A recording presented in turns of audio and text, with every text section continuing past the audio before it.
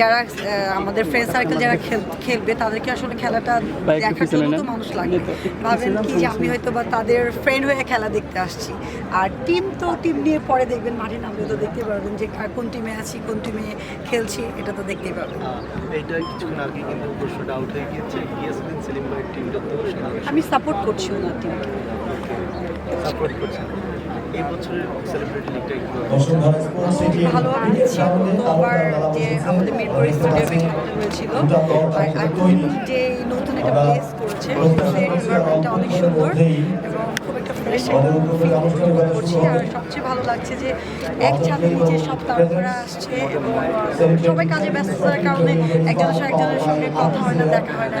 এখানে এসে খেলার প্র্যাকটিস হচ্ছে, বলের প্র্যাকটিস হচ্ছে, ওখানেও মানে খেলার ফাঁকে ফাঁকে আড্ডা হচ্ছে। আজকেও আমরা খেলা দিচ্ছি, আড্ডা দিচ্ছি, এই জন্য এনজয় করতেছি।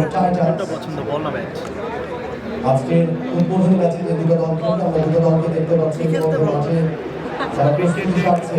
স্মৃতি আছে নাইট রাইডার্স এবং ক্রিকেট খেলার স্মৃতি আছে, মানে বল আমি করতে গিয়ে একেবারে মেরে দিছি যে ছিল, এটা খুব বাজে একটা স্মৃতি ছিল।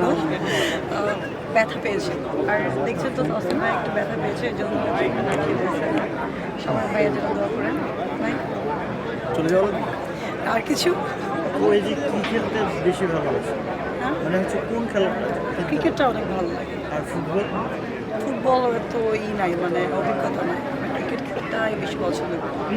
ছোটবেলায় কোন খেলাতে বেশি পারদর্শী ছিলেন?